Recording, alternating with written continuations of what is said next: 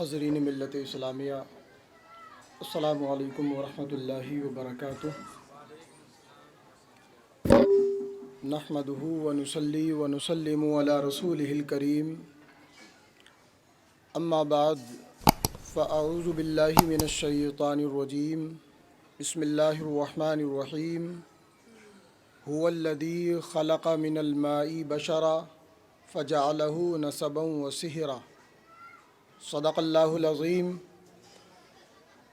وقال النبی صلی اللہ تعالی علیہ وسلم النکاح من سنتی، او کما قال علیہ السلام۔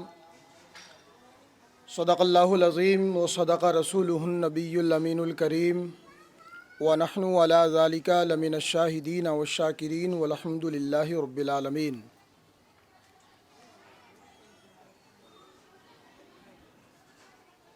معزز حاضرین مجلس، آج کی یہ بزم عزیزم محمد آصف کی شادی منعقد ہونے کی خوشی میں سجائی گئی ہے۔ اللہ کریم اپنے حبیب پاک کے صدقے اس شادی میں برکتیں عطا فرمائے اور اس محفل کو اپنی بارگاہ میں قبول فرمائے۔ مجھ سے پیشتر دو بہت اچھی تقریریں ہو چکی ہیں، خصوصاً برادر گرامی وقار حضرت علامہ مفتی بلال صاحب نے بڑی خوبصورت مدلل گفتگو فرمائی۔ اللہ کریم ہمیں اس پر عمل کی توفیق عطا فرمائے۔ وقت بھی کم ہے، اس لیے بہت زیادہ نہ کہتے ہوئے دو چند باتیں عرض کرتا ہوں۔ اللہ تعالیٰ اپنی بارگاہ میں قبول فرمائے، اور اس کے کہنے سننے سے پہلے آئیے ہم اور آپ مل کر بارگاہ رسالت صلی اللہ تعالیٰ علیہ وسلم میں درود پاک کا ہدیہ پیش کر دیں۔ اللہم صلی وسلم علی سیدنا و شفیعنا و نبینا و مولانا محمد معدن الجود والکرم وعلی آلہ و اصحابہ وبارک وسلم، صلاۃ و سلاما علیک یا رسول اللہ، صلاۃ و سلاما علیک یا حبیب اللہ۔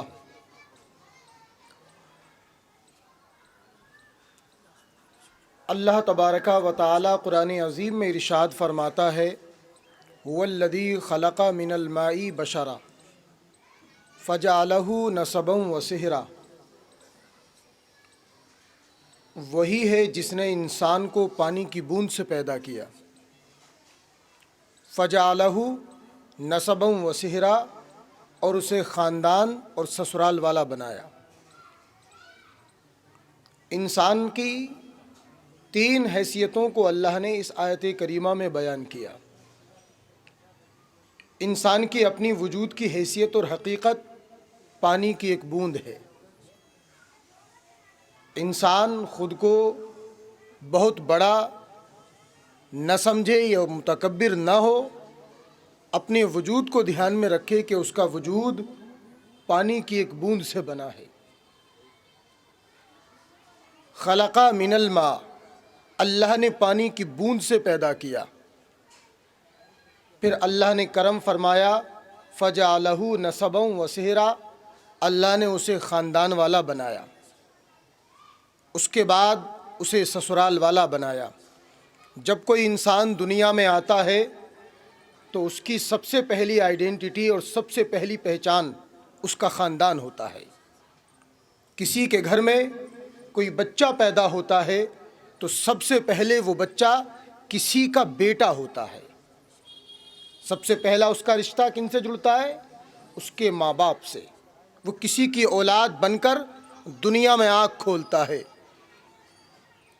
اس کے بعد 10 رشتے جڑ جاتے ہیں۔ وہ کسی کا پوتا ہوتا ہے، کسی کا بھتیجا ہوتا ہے، کسی کا نواسا ہوتا ہے، کسی کا بھانجا ہوتا ہے۔ طرح طرح کے رشتے دنیا میں پھر جڑ جاتے ہیں، جڑنے لگتے ہیں۔ تو اللہ تعالیٰ جب بندے کو دنیا میں بھیجتا ہے تو اس کی سب سے پہلی پہچان اس کا خاندان بنتا ہے۔ زمانے میں، محلے میں، پڑوس میں دھوم مچتی ہے کہ کیا ہوا ہے، کیا پیدا ہوا ہے۔ لوگ کہتے ہیں فلاں کا بیٹا آیا ہے، فلاں کا پوتا پیدا ہوا ہے۔ اس کی پہچان اور آئیڈینٹی اس کے باپ کا نام ہوتا ہے، اس کے دادا کا نام ہوتا ہے۔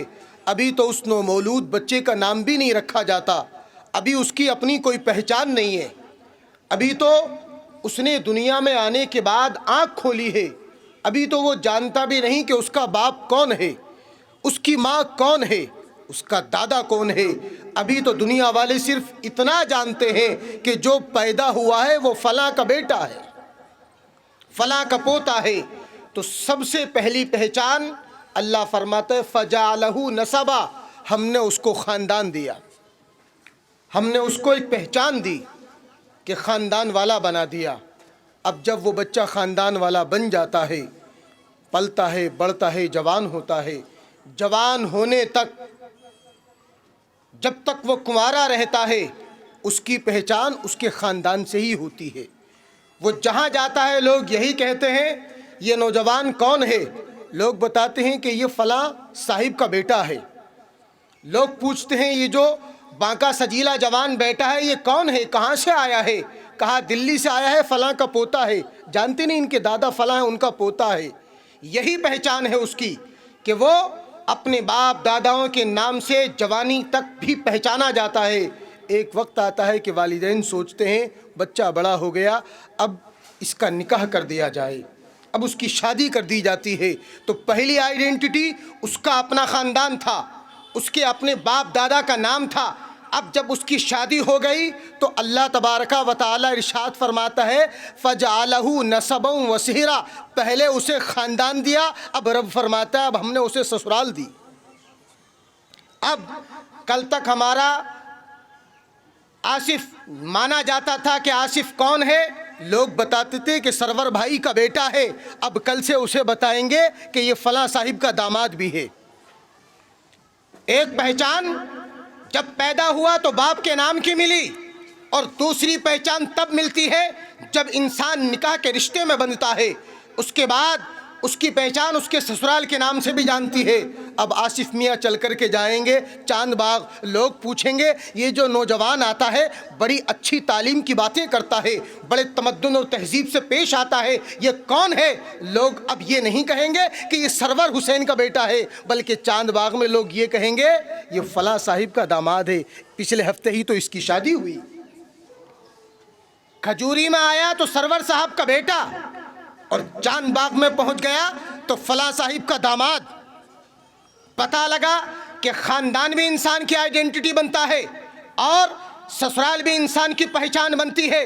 اور کیوں نہ بنے، جب خدا نے خاندان کو اور سسرال کو انسان کی پہچان بنا دیا تو دنیا کی کون طاقت ہے جو اس پہچان کو چھین سکے؟ اب یہاں پر اہل ایمان کی ذمہ داری ہے کہ جب اللہ نے اس کی دو پہچان بنائی ہیں تو وہ ان دونوں پہچانوں کا حق بھی ادا کرے۔ بعض لوگ ایسے ہوتے ہیں کہ خاندان پر تو فخر کرتے ہیں مگر سسرال سے انہیں شرم آتی ہے، سسرال سے انہیں شرم آتی ہے، سسرال سے کیش ملتا ہے تو شرم نہیں آتی، بڑی فراخ دلی کے ساتھ سسرال کا کیش قبول کر لیا جاتا ہے، کر لیتے ہیں نا۔ سسرال سے تحفے ملے تو جھجک نہیں ہوتی، سسرال سے نوادشات کی جائے تو تکلف نہیں ہوتا، مگر سسرال کا نام بتانے میں لوگ ہچک جھجک شرم محسوس کرتے ہیں۔ ارے جس چیز کو خدا نے تمہاری پہچان بنایا ہے تم اس پر شرماتے کیوں ہو؟ جس طرح اپنے باپ داداؤں کا نام بتاتے ہو اتنے ہی فخر کے ساتھ، اتنی ہی زیادہ بردباری تحمل اور خودداری غیرت کے ساتھ یہ بھی بتاؤ کہ الحمدللہ فلاں جگہ میری سسرال بھی ہے۔ یہ بھی آپ کی اللہ نے ایک پہچان بنائی ہے۔ تو جو لوگ سسرال کو کچھ نہیں سمجھتے انہیں چاہیے کہ وہ قرآن کی سایت پر عمل کرتے ہوئے سسرال کو بھی اہمیت دیں، کیونکہ سسرال کو خدا نے انسان کی پہچان بنایا۔ اور جو لوگ سسرال کو ہی اتنا سمجھ لیتے ہیں کہ سسرال کی آئیڈینٹی مل جائے تو گھر کو ہی بھول جاتے ہیں، وہ بھی غلطی پر ہیں، کیونکہ اللہ نے پہلی پہچان خاندان کو بنایا ہے، سسرال کو دوسری پہچان بنایا ہے، اور دو ایک کے بعد ہوتا ہے، ایک سے پہلے نہیں ہوتا۔ جو لوگ دوسرے درجے کو پہلے درجے پہ لانے کی کوشش کرتے ہیں وہ بھی قرآن کی آیت کی مخالفت کرتے ہیں۔ جب بھی لوگ ان سے پوچھتے ہیں گھر کے کیا حال ہے، ارے ہمارے ماں باپ کا کیا پوچھتے ہو، ارے وہ تو ہمارے سسرال والے بہت اچھے نکلے جو ہم زندہ ہیں، گھر والوں نے تو گھر سے نکال دیا، کچھ نہیں دیا ہم کو، ہم جی رہے ہیں یا مر رہے ہیں، گھر والوں کو کیا فکر، وہ تو اپنے دوسرے بیٹوں میں مست ہیں، پتہ نہیں ہم ان کے بیٹے ہیں بھی کہ نہیں ہیں۔ ایسی ایسی باتیں کہہ دیتے ہیں، دوسرے درجے کو پہلے درجے پر لے آتے ہیں، کہتے ہیں ہمارے سسرال والے بہت اچھے ہیں، بھائی ہمارے تو بس پیدا ہی نہیں کیا ہے انہوں نے، ماں باپ سے بڑھ کر ہیں ہمارے۔ ایسی ایسی باتیں بھی کرتے ہیں نوجوان۔ کچھ لوگ سسرال کو اتنا اوائڈ کرتے ہیں کہ اس کا نام لینے میں بھی شرماتے ہیں، اور کچھ لوگ اسے اتنا سر پر بٹھا لیتے ہیں کہ اپنے خاندان کو ہی بھول جاتے ہیں۔ تو قرآن کے حکم پر عمل کریں اور قرآن کی ترتیب پر عمل کریں۔ خاندان بھی عزت کا معاملہ ہے، سسرال بھی عزت کا معاملہ ہے، مگر خاندان کو رب نے پہلے نمبر پر رکھا تو خاندان کی پہچان پہلی ہو، سسرال کو رب نے دوسرے نمبر پر رکھا تو سسرال کی پہچان دوسری ہو، مگر احترام اور لحاظ دونوں کا ہو۔ ایک مومن کی شان یہی ہے کہ وہ اپنی زندگی میں ہمیشہ قرآن پر عمل کرتا ہے۔ اسی لیے اللہ نے فرمایا کہ یہ انسان کی دو پہچانیں ہیں۔